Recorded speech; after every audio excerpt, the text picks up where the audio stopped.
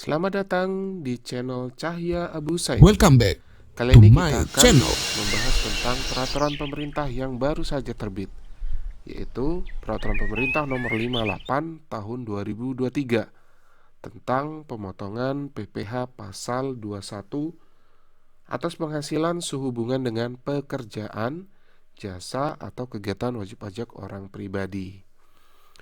Nah, jadi kawan pajak semua dimanapun berada, ada yang bilang peraturan pemerintah ini adalah mengatur pajak yang terbaru.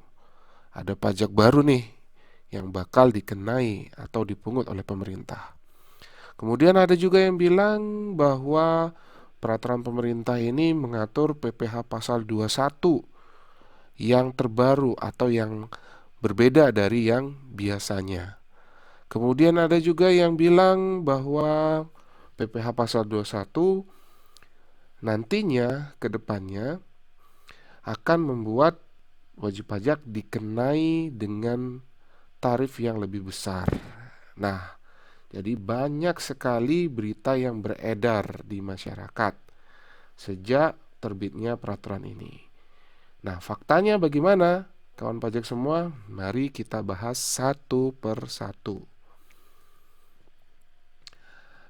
Nah, dari slide yang ini ya, disebutkan bahwa latar belakang diterbitkannya peraturan pemerintah ini yaitu bahwa pemotongan PPh pasal 21 ya, ini khusus untuk PPh pasal 21 itu sangat berdasarkan evaluasi sangat sulit untuk dipahami.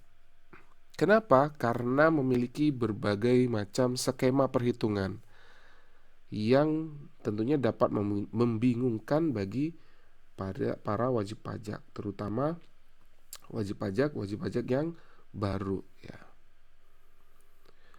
Dan secara administrasi itu memberatkan bagi wajib pajak yang berusaha untuk melakukan kewajiban perpajakannya dengan benar. Nah, artinya di sini aturan yang lama itu masih terbilang tidak simpel. Jadi banyak yang mengusulkan bahwa dipermudah dong perhitungannya. Nah, maka inilah jawaban dari permintaan-permintaan tersebut. Dasar hukumnya apa? Tentunya tidak boleh sebuah peraturan itu melanggar hukum yang paling dasar, yaitu hukum di atasnya, yaitu dari undang-undang. Nah, di pasal 21 ayat 5 itu sudah dijelaskan bahwa boleh menentukan tarif pemotongan selain yang sudah ditentukan. Yaitu di sini ya, apabila ditetapkan lain dengan peraturan pemerintah. Nah, jadi dia tidak mengacu pada pasal 17 ayat 1, namun bisa ditentukan yang lain apabila dikeluarkan melalui peraturan pemerintah. Maka dari itu dikeluarkanlah PP nomor 58 ini untuk mengakomodir permintaan para wajib pajak, permintaan kita semua. Artinya apa? Dari latar belakang ini kita ketahui bahwa tidak ada pajak yang baru yang dikenakan kepada orang pribadi. Itu yang pertama. Kemudian tidak ada tarif pajak yang meningkat atau yang naik oleh karena mengejar target, misalkan seperti itu ya alasannya. Jadi tidak ada. Lalu ini apa sih? Nah, maka kita bisa menjawabnya dengan mempelajari lebih lanjut dari ketentuan-ketentuan ini nanti. Nah, sebelum lanjut lebih dalam lagi, maka di sini dijelaskan tujuan adanya PP ini. Nah, sebagaimana sesuai dengan latar belakangnya bahwa PP ini dikeluarkan karena aturan yang ada itu masih terbilang rumit. Maka di sini tujuannya adanya aturan ini adalah untuk memberikan kemudahan dan kesederhanaan bagi wajib pajak untuk menghitung pemotongan. Nah, jadi di sini ya, rekan pajak, pemotongan PPh pasal 21 di setiap masa pajak. Jadi ini khusus untuk PPh pasal 21 ya, di setiap masa pajak. Kemudian tentunya apabila mudah dan sederhana akan meningkatkan kepatuhan wajib pajak dalam rangka melaksanakan kewajiban perpajakannya. Dan kemudian yang terakhir adalah memberikan kemudahan dalam membangun sistem. Nah, secara sistem administrasi juga tentunya diharapkan dengan peraturan yang baru ini akan lebih memudahkan lagi dalam melakukan validasi atas penghitungan PPh pasal 21 yang dilakukan pemotongan kepada wajib pajak. Nah, jadi di sini nanti diharapkan bahwa validasi ya, kebenaran penghitungannya itu cukup dapat dilakukan oleh sistem, sehingga diharapkan pengawasannya itu menjadi lebih murah, lebih mudah. Sehingga di sini diharapkan proses bisnis dapat terwujud secara efektif, efisien, dan akuntabel. Jadi siapapun bisa mengawasinya. Dampaknya adalah bahwa sekali lagi ditekankan tidak ada tambahan beban pajak yang baru sehubungan dengan penerapan tarif ini, yaitu penerapan tarif efektif. Penerapan tarif efektif bulanan bagi pegawai tetap ini hanya digunakan dalam melakukan penghitungan PPh pasal 21 untuk masa pajak selain masa pajak terakhir. Nah, berarti bagi yang 1 tahunnya adalah dari bulan Januari hingga Desember, maka masa pajak terakhir itu adalah di masa Desember, ya rekan pajak semua. Maka di sini tarif efektif yang baru ini itu hanya digunakan untuk Januari hingga November saja. Maka bagaimana untuk penghitungan di masa pajak terakhir?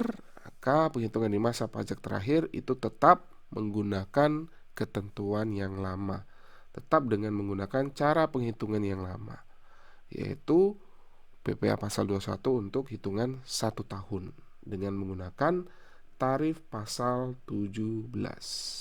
Nah, jadi sudah jelas ya kawan pajak semua bahwa peraturan ini bukan mengatur tadi seperti yang ditakuti oleh beberapa pihak, bukan mengatur aturan atau mengenakan aturan pajak yang baru, bukan juga menaikkan tarif pajak, bukan. Tetapi di sini kembali untuk kemudahan bagi kita dalam rangka melaksanakan kewajiban pajak. Kemudian yang kedua, memudahkan pengawasannya. Namun sekali lagi di sini ini nanti akan diterapkan hanya untuk masa selain masa pajak terakhir, yaitu bila pembukuannya itu adalah 1 tahunnya adalah mengakomodir tahun kalender, maka Januari sampai dengan Desember. Sehingga tarif pajak efektif ini hanya digunakan untuk Januari sampai dengan November saja. Nah, jadi nanti peraturan ini lebih dipahami atau lebih terkenal dengan nama peraturan PPh pasal 21 tarif PPh pasal 21 TER ya, dengan menggunakan TER ya, tarif efektif.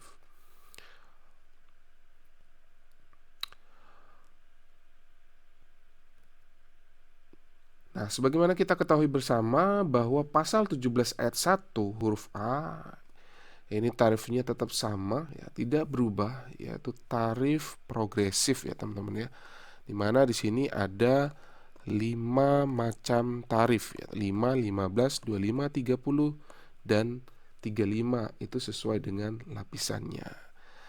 Nah, sebagaimana tadi yang sudah dijelaskan bahwa untuk menghitung PPh pasal 21 setahun atau menghitung berapa PPh pasal 21 yang masih harus dibayar di masa terakhir, yaitu di masa Desember, tetap dengan menggunakan tarif pasal 17 ini.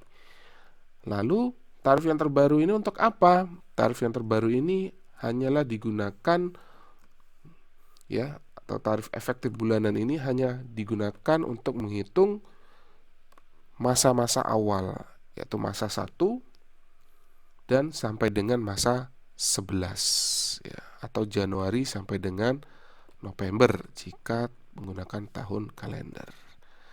Nah, ini nanti akan menjadi kredit pajak yang baru. Nah, jadi fungsinya adalah sebagai kredit pajak yang baru. Kredit pajak.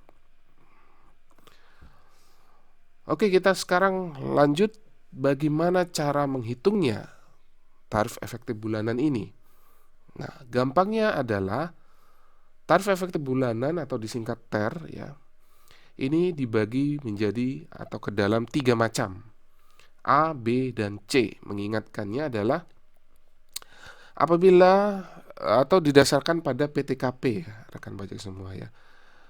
Mengingatkannya adalah dengan memudahkan kepala PTKP-nya itu kepala yang pertama kepala 5, kemudian kepala 6, dan yang TER C itu kepala 7. Nah, sehingga apabila PTKP-nya itu sesuai ya, atau kepala 5 itu apa saja?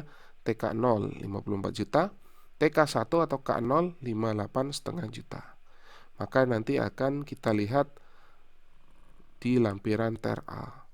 Kemudian apabila PTKP-nya kepala 6, apa saja itu? TK2, K1 itu 63 juta, dan TK3 serta K2 itu 67,5. Maka nanti akan menggunakan lampiran TER B.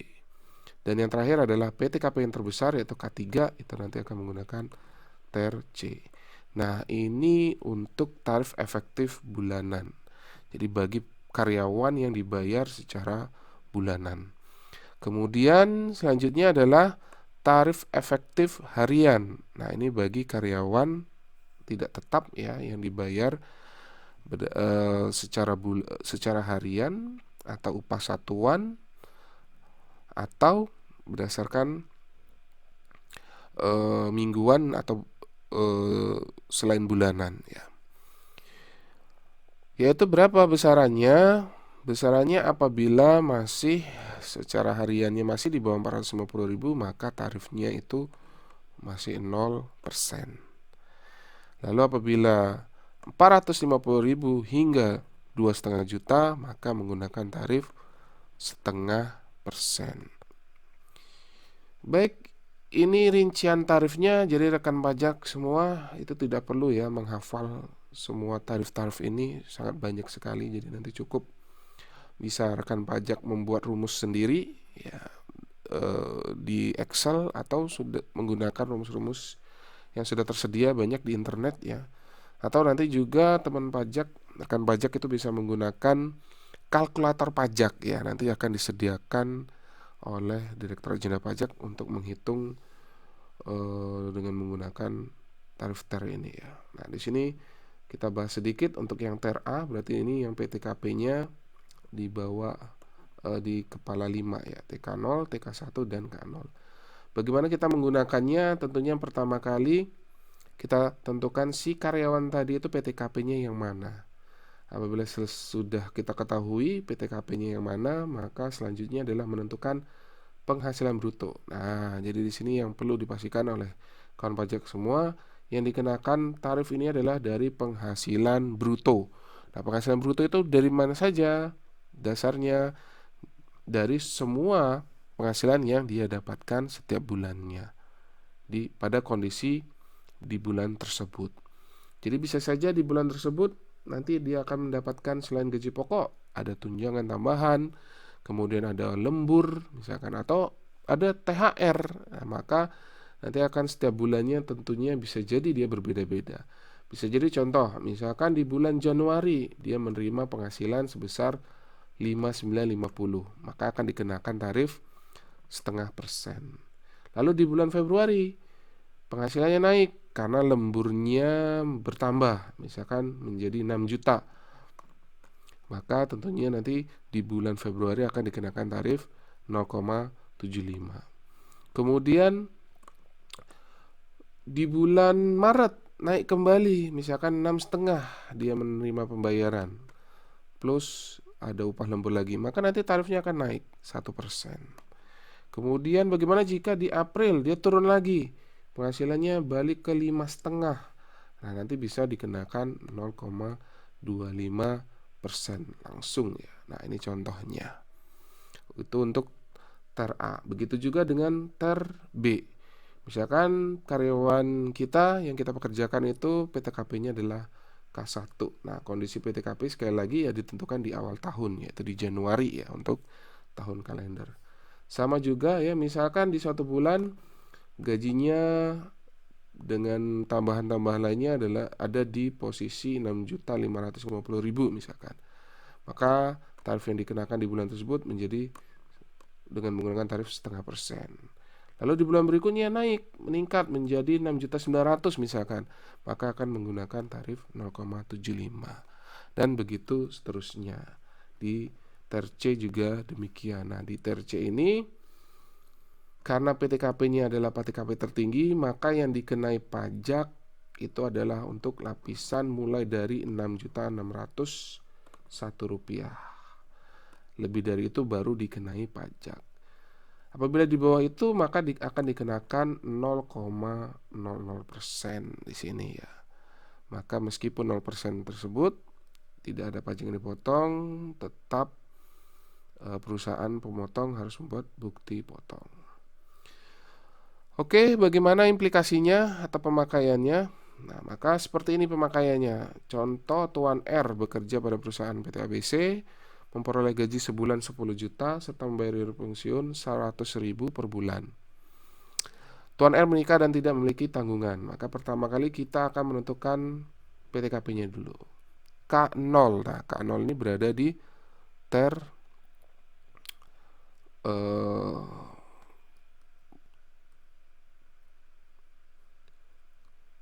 K0 berarti di ter A ya, rekan pajak semua. Di ter A. Maka kita lihat tarif di ter A. Di sini pertama kita tentukan dulu penghasilan bulanannya, yaitu 10 juta dari bruto. Jadi tidak boleh kita kurangkan dengan iuran pensiun. Maka PPh setahun langsung saja kita kalikan dengan 2% ya tarifnya ya. Kita lihat kembali di ter A 10 juta ya, kita lihat di sini 10 juta ada di mana? Ada di angka 9 ya, 10 juta. Yaitu di 2%. Nah, kalau kita lihat kalau di ter B 10 juta ada di mana? 10 juta ada di 6. Maka dikenakan tarif 1,5%. Bagaimana kalau di ter C? 10 juta ada di mana? 10 juta ada di angka 7. Dikenai tarif 1,5%. Nah, sehingga semakin PTKP-nya tinggi, maka tarifnya nanti akan semakin turun ya, dari 2 menjadi 1,5%. Itu cara membandingkannya. Nah, maka perbedaannya di sini ya, adalah jika menggunakan ter Januari sampai dengan November itu dikenakan PPh secara bulanannya adalah sebesar Rp200.000. Jika menggunakan aturan yang terbaru ya, Januari sampai dengan Novembernya 200.000. Tetapi jika menggunakan aturan yang lama, Januari hingga Desember itu tetap sama sebesar 226. Nah, jadi di Januari hingga November itu dengan aturan terbaru maka PPh-nya menjadi turun ya, rekan pajak semua. Tetapi secara kesatuan 1 tahun penuh itu tetap sama. Kenapa? Karena di akhir masanya yaitu di masa Desember itu menghitungnya tetap dengan menggunakan pasal 17 yang ini ya. Sehingga nanti di masa Desember setorannya akan meningkat atau pemotongannya akan meningkat dari yang sebelumnya 200.000 menjadi 515.000.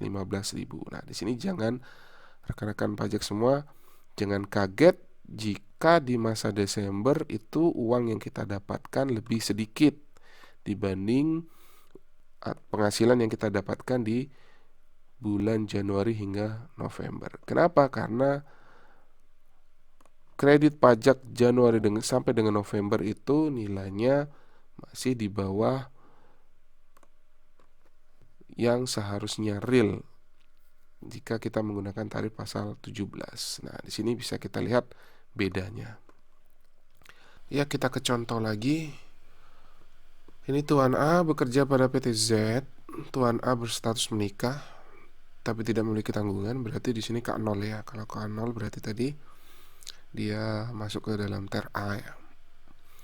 Kemudian ada pengurangnya yaitu premi JKK, JKM per bulan dibayar oleh PT Z untuk Tuan A.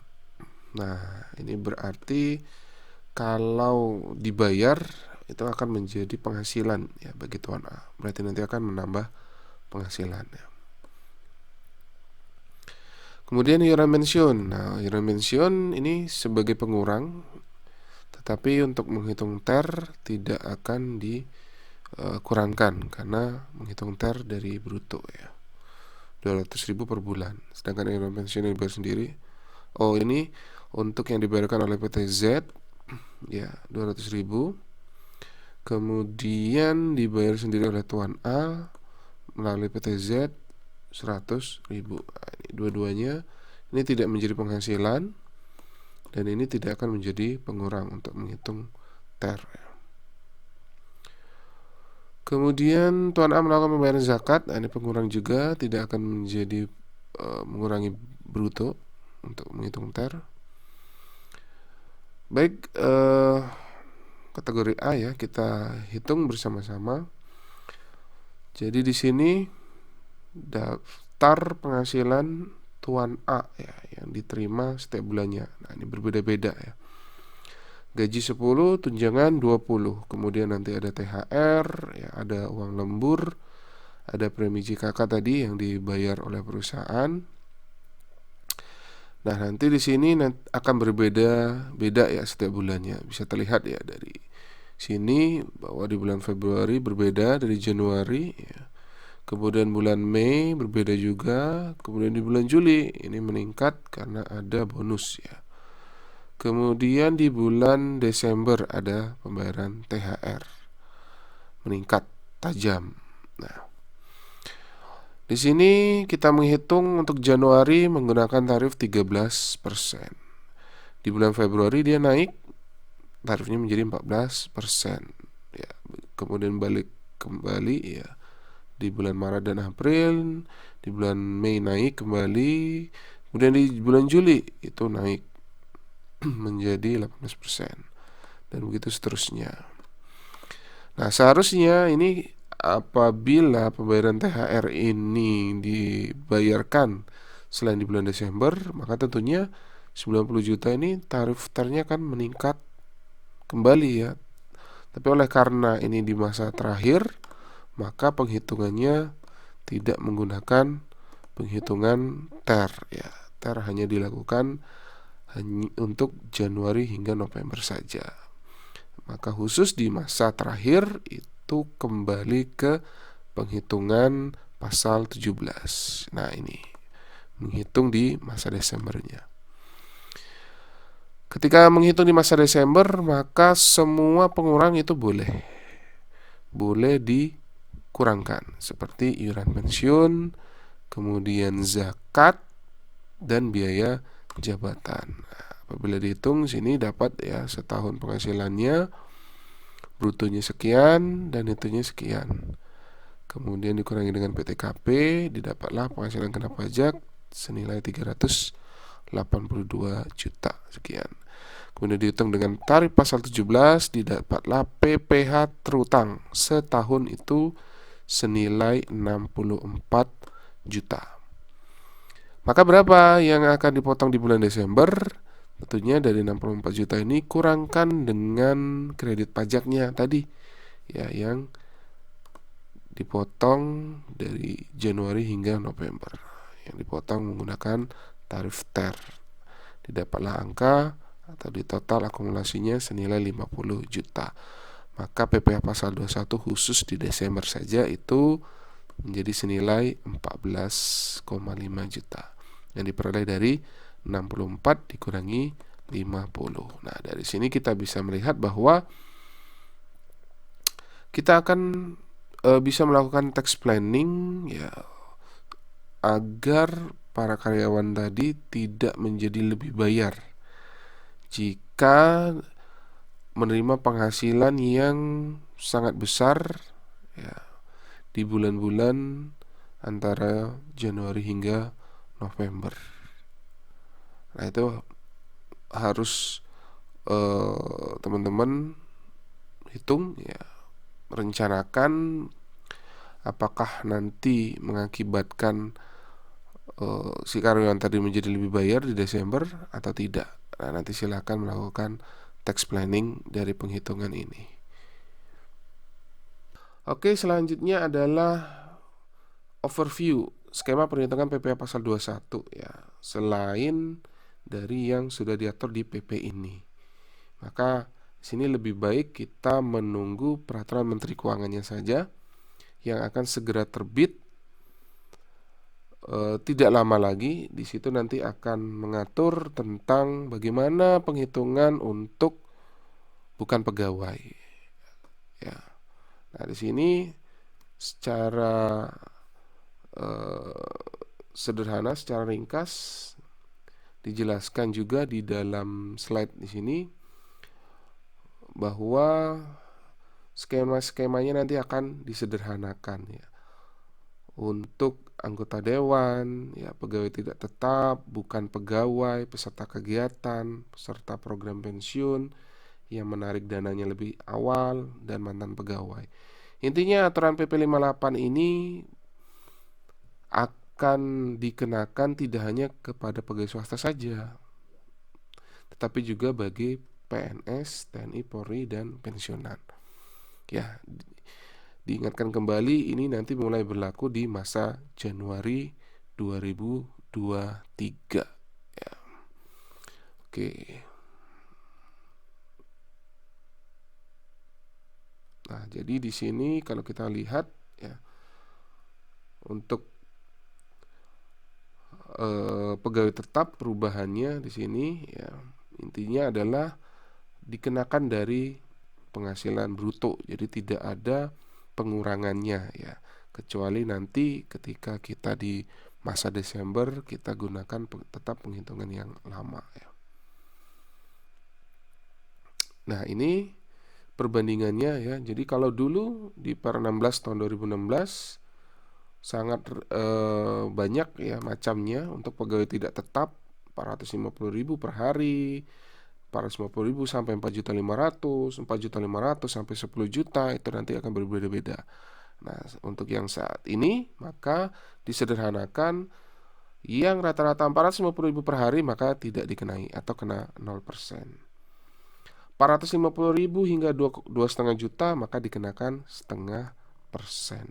Lebih dari 2,5 juta per hari atau rata-ratanya maka kembali ke tarif pasal 17 ya. Saya koreksi, bukan tarif TER tetapi tarif pasal 17 ya. Dikalikan 50% dikalikan penghasilan bruto. Jadi seperti bukan pegawai. Nah, apabila dibayar bulanan maka dia kembali ke TER ya.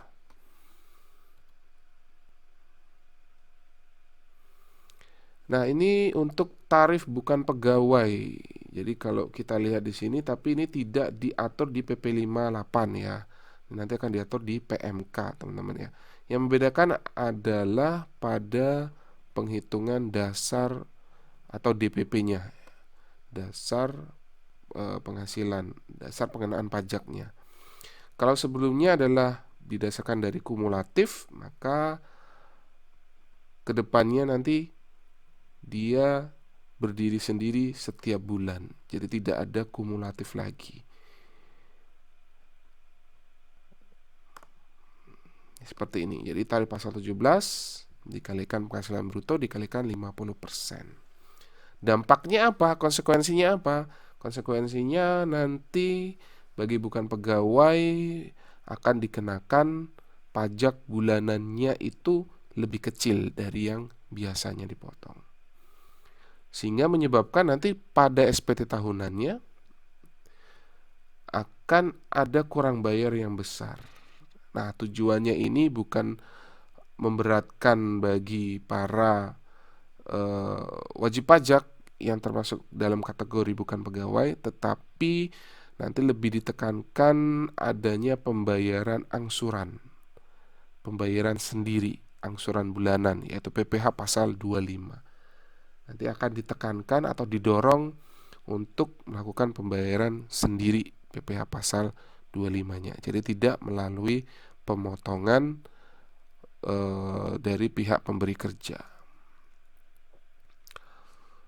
Mungkin itu saja untuk ketentuan PP 58.